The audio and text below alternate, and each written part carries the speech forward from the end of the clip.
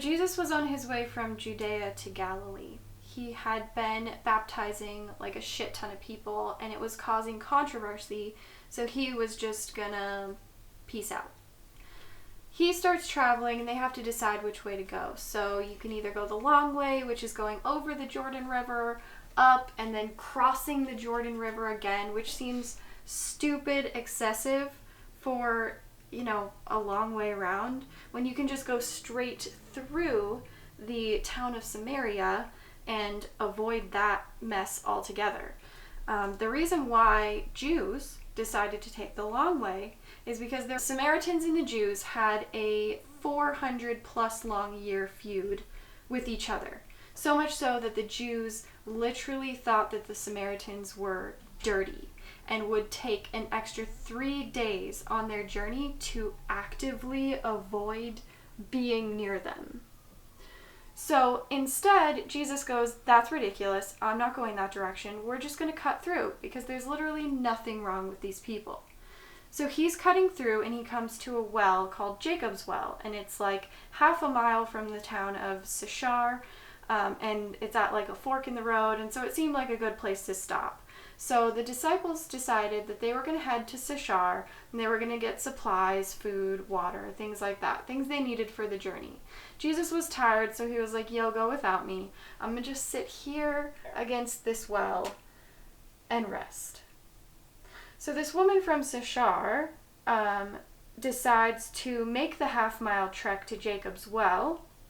Why she decided to go a half mile out of her way when there was a perfectly good well in Sychar is a mystery. They don't actually tell us why she decided to do that.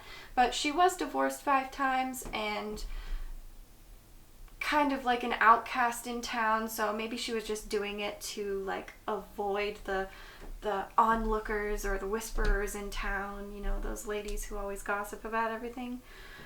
So she walks the half mile. She's got her gear on. I can only imagine that this was absolutely exhausting, but she did it because she was just tired of hearing everyone's shit, So she had 100 feet of rope wrapped around her. She had a big old bucket.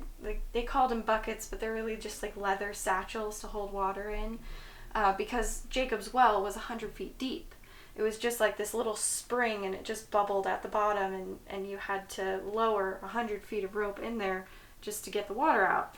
So Jesus, because the disciples had gone into town, didn't have any sort of vessel to get the water out of the well. So he was just sitting there thirsting to death, probably, exhausted. It was like noon, so it was like the hottest part of the day. So he was just probably in the shade, just resting. This woman comes up, has a vessel. He leans over. He's like, hey, can I have a drink? Her response to him is absolutely hilarious because she literally looks at him and goes, do you know who you're talking to? You're a Jew and I'm a Samaritan. Just to make that clear, like, you're talking to a Samaritan. Do you know that? And he goes, yeah, it's cool. Can I just get the water? There's a lot more to the story, but I want to stop there because that is the most important part. This woman who had been divorced 5 times, shunned from her town, literally entire population of people think she's dirty and disgusting, had zero faith in herself to be worth anything to anyone else. And then Jesus talks to her. She's probably like looking around like, is there someone behind me? Like, are you me? Me is who you're talking to? Because I'm literally worth nothing. If I hand you something, you think it's dirty. Jewish people think it's dirty. And you can't even drink or eat it. So you're asking me to get you water. Like, are you sure? I can only imagine that she was like this super sassy lady because she had been shunned from everybody. So she was probably just tired of everyone's shit. And she was just like, are you punking me right now? Because I can't take it. It's enough. So this woman had zero worth to herself, zero worth to anyone else. Literally an entire population of people hated her guts for a 400-year feud that had been brewing between her country and another country. And then Jesus talks to her, gives her value, gives her worth, breaks down that barrier between the Samaritans and the Jews. That's incredible. Women during that time were not treated that way, especially not a woman who had been divorced. They were, let me get the actual notes because these are unfathomable. Women could not speak to men in public. They could not eat with men at social gatherings. They could not worship with men. They couldn't even learn from a rabbi. Rabbis weren't allowed to teach them anything. They couldn't testify in court. And divorced women, I'm assuming especially 5 times divorced women, had 0 legal rights whatsoever. There were these guys called the bruised and bleeding Pharisees. And they were called that because they literally closed their eyes when they were in public to avoid looking at a woman, and used to bump into walls and buildings and trip over things and probably break limbs, because if we're honest, there was a lot of rocks, so I can only assume that they would trip and maybe concuss themselves. Like, this was really excessive to avoid looking at a woman. Like, that's a bit too far. That's a bit too extra for me. You're gonna need to bring it down like a bunch of notches. It's not that urgent. So, women were treated very poorly in the countries that they lived in at that time, during that era of, leadership. They were treated just awfully. So, to be spoken to by someone in leadership, a rabbi, when you're a woman, you're divorced, you probably were shunned by your entire town at this point. You're a Samaritan on top of that because he's a Jew and he's talking to you. Like, that would have absolutely blown her mind. To be noticed, to be given value, to be respected by someone who she would have assumed would ignore her. So I completely understand her shock and disbelief when he started talking to her. So, but those were the laws of the land. That this was not Jesus's teachings. He went about treating women very differently. He did not outrightly oppose or protest the treatment of women at the time. That wasn't really his teaching style. He was more of a teach by example kind of guy. So instead of telling people to treat women differently, he just treated women differently, the way they should have been treated. Some of the examples of that through the Bible are that he welcomed women to sit at his feet and learn, which broke the law. He welcomed them to join his ministry, which also broke the law. He encouraged them to go out and evangelize, to teach men, women, children, also against the law. He healed them, not against the law, but just like a really nice, loving thing to do when other men would ignore them.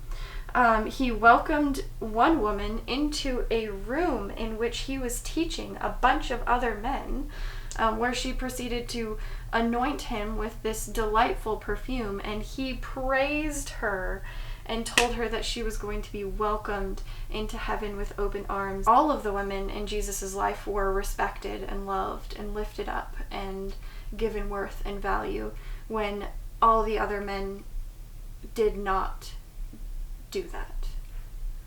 We have worth. We have value. God and Jesus have never questioned our value or our abilities. They have always told us that we can do anything we set our minds to. And I think it's important that women hear this message, because as a Christian woman of 30 years, I'm just now learning this. And that frustrates me, and quite frankly gets me up on a soapbox, because we should be hearing this from men in leadership, but instead we're hearing other messages. And we're always sort of brushed off and, oh, you'll learn that in a women's Bible study, or, oh, men don't need to know that. So when the women talk, they can learn all those things. Well, I think everyone should be listening and learning to these verses. You know what I mean? Like, they should be widely taught just like the men's verses are taught. And I find that severely lacking and very disappointing. But I hope you find it inspiring. Inspiring that the way Jesus felt about women, the way he treated women, the way God thinks of women in his creation of them is inspiring and uplifting, and you have all of the abilities of any other human on the planet. Nothing is stopping you. So the verse is John 4. I'm only doing the verses 4 through 9, but the whole story is really great, and I encourage you to read it. I think it's 4 through 26. But here we go. To get there, he had to pass through Samaria. He came into Sychar, a Samaritan village that bordered the field Jacob had given his son Joseph. Jacob's well was still there. Jesus, worn out from the trip, sat down at the well. It was noon. A woman, a Samaritan, came to draw water. Jesus said, "Would you give me a drink of water?" His disciples had gone to the village to buy food for lunch. The Samaritan woman, taken aback, asks, "How come you, a Jew, are asking me, a Samaritan woman, for a drink?" Jews in those days wouldn't be caught dead talking to Samaritans. That's crazy. Wouldn't be caught dead. Like, your dead body wouldn't even be near a Samaritan for fear that you would be dirty in the afterlife? That doesn't make sense to me. The most extra grudge anyone could ever hold, I think. And it's really, really freaking dumb. And I hope you never hold a grudge like that, because it's stupid.